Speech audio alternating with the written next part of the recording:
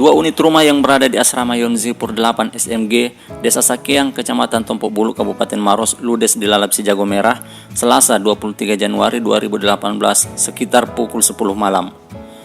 Dari keterangan warga di lokasi kejadian, api diduga berasal dari arus listrik rumah yang dihuni oleh personil Yonzipur 8 SMG, Praka Abdul Basit, dan dengan cepat api menjalar ke rumah Praka Syamsuddin. Setelah beberapa menit melakukan pemadaman, personil Zipur berhasil menjinakkan api.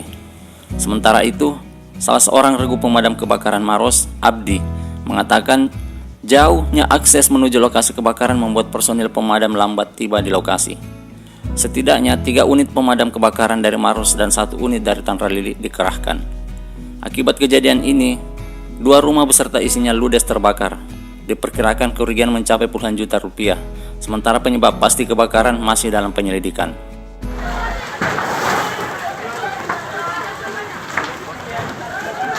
Yang di sana, ya rumah di sana.